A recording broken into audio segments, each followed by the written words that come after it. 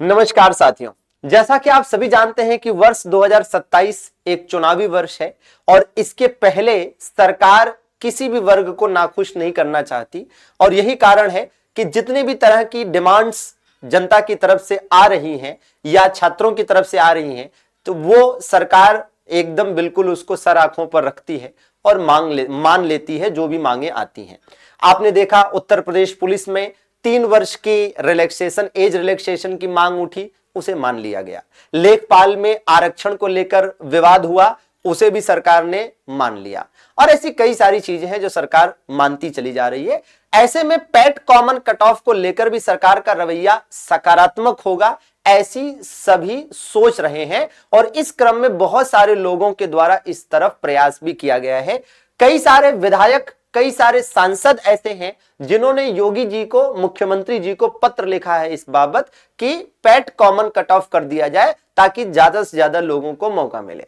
और इसी क्रम में यूपीएससी को भी जो ज्ञापन है वो सौंपा गया है और योगी जी को भी ज्ञापन सौंपा गया है। विभिन्न छात्र संगठन, विभिन्न विधायक, सांसद और शिक्षकगण अपने अपने स्तर से प्रयास कर रहे हैं, अपनी अपनी आवाजें उठा रहे हैं और ये आवाज आगे पहुंच भी रही है। आप देख सकते हैं कि यहां पर एक सांसद पुष्पेंद्र सरोज जी हैं, इन्होंने योगी जी को पत्र लिखा है। संदीप सिंह पटेल जी हैं, विधायक हैं प्रयागराज से, इन्होंने योगी जी को पत्र लिखा है। विजमा यादव जी हैं, प्रयागराज से ही विधायक हैं, इन्होंने भी योगी जी को पत्र लिखा है। और इसी प्रकार से आप देखेंगे कि डॉक्टर हर्षवर्धन वाजपेयी जी हैं, ये साथियों ये भी विधायक हैं प्रयागराज से, इन्होंने भी योगी जी को पत्र लिखा है। इसके अलावा आप यहां पर देखेंगे कि मुख्यमंत्री जी को ज्ञापन सौंपा गया है और इसी प्रकार से यहां पर आप देखेंगे कि यूपीएससी आयोग को ज्ञापन सौंपा गया है। मतलब अपने अपने स्तर से आप देखेंगे तो मांग अब तेज हो चुकी है और इस संदर्भ में अगर सकारात्मक कोई परिणाम आता है और योगी जी की तरफ से, सरकार की तरफ से पैट कॉमन कट ऑफ को लेकर कोई घोषणा होती है तो इसमें कोई आश्चर्य की बात नहीं होगी।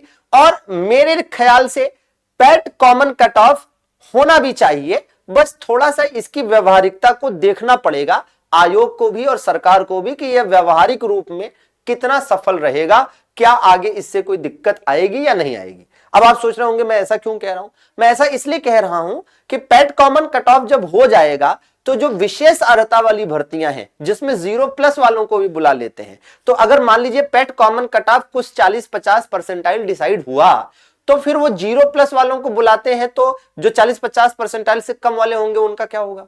ये मतलब मैं नहीं कह रहा हूं कि नहीं होना चाहिए, मैं ये कह रहा हूं कि आयोग को, सरकार को सोचना पड़ेगा कि इसका क्या करना है।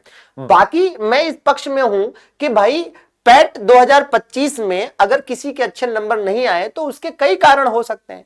सेंटर दूर था, हो सकता है कि भैया इतनी दूर पहुंचने में किसी की तबीयत खराब हो गई हो, कोई बहुत भागम भाग में पहुंचा हो, भूखा प्यासा हो, ठीक है, उतना सही फील नहीं कर पा रहा हो, तो सही तरीके से दिमाग काम करना भी, ठीक है, मुश्किल होता है ऐसे टाइम में, तो वो पेपर सही से नहीं दे पाया, उसका पेपर सही नहीं हो पाया, या कोई समस्या उसके घर में हो सकती है या उसके जानने वालों में हो सकती है जिसकी वजह से वो किसी चीज को लेकर परेशान हो या कोई ऐसी बात हो जिसकी वजह से वो एक दिन उसका खराब चला गया और वो अच्छा नंबर नहीं ला पाया।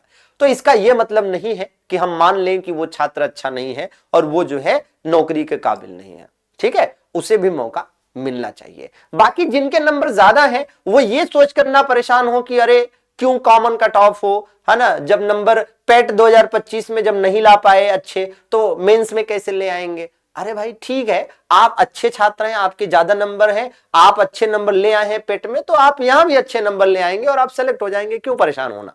और अगर कुछ छात्र ऐसे हैं जिनका वो एक दिन खराब था जिसकी वजह से उसके कम नंबर आए तो उसे मौका मिलना ही चाहिए, वो हकदार है। ऐसी चीजें आपके साथ भी हो सकती थी। और फिर आफ्टर ऑल आपको एक नौकरी चाहिए, एक वैकेंसी चाहिए, आने दीजिए जिसको आना है, ठीक है, जितने लोगों को भाई मेंस देने का मौका मिले अच्छा है, क्या दिक्कत है, ठीक है। तो बिल्कुल सभी को पैट कॉमन कट ऑफ का समर्थन करना चाहिए, लेकिन आयोग और सरकार को भी इस बाबत बैठकर देखना चाहिए कि इससे कोई दिक्कत, कोई असुविधा आने वाले समय में ना हो, है ना, वाकई में सबका साथ और सबका विकास हो। बाकी साथियों ये हम आपको दिखा देते हैं 1 बाई 1, ये आप देख सकते हैं कि प्रॉपर इसमें मेंशन किया गया है। बाकी आप जानते हैं कि भैया वर्ष 2026 में यूपीएससी लगभग 30,000 अलग अलग पदों पर भर्ती करने वाला है। तो अगर आप वाकई में मेहनत कर रहे हैं और अपने गोल को लेकर फोकस्ड हैं तो ये साल आपके लिए नौकरी वाला साल होने वाला है। जुड़े रहें। अगर इस चैनल पर नए हैं तो सब्सक्राइब जरूर कर लीजिए और अपने जरूरतमंद दोस्तों के साथ शेयर भी कर दीजिए। सभी का जुड़ने के लिए आभार, धन्यवाद।